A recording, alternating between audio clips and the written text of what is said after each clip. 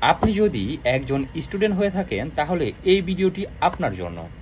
আপনি কিন্তু প্রতিদিন ৩ থেকে ৪ ঘন্টা ফেসবুক অনায়াসেই ইউজ করেন, বাট আপনার ৩০ মিনিট সময় হয় না ওয়ার্কআউট করার জন্য। আপনি সারাদিন অলসভাবে বসে বসে ফেসবুক ইউজ করেন। এই যে এখন আপনি সময় পাচ্ছেন না ওয়ার্কআউট করার জন্য, এটাই আপনাকে ভোগাবে যখন আপনার বয়স ৩০ আপ বা ৪০ আপ হবে। তখন বিভিন্ন রোগে আক্রান্ত হবেন আপনি।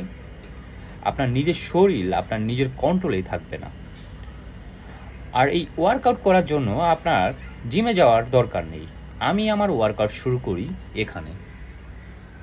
হোম ওয়ার্কআউট শুরু করি এখানে, এবং ওই উপরে একটি পুল আপ বার, এখানে আমি আমার ওয়ার্কআউটটা প্রথমেই শুরু করি। এরপর আমি পার্ক বা মাঠে ওয়ার্কআউট শুরু করি। তাই প্রতিদিন ৩০ মিনিট আপনি বাসায় ওয়ার্কআউট করেন, হোম ওয়ার্কআউট।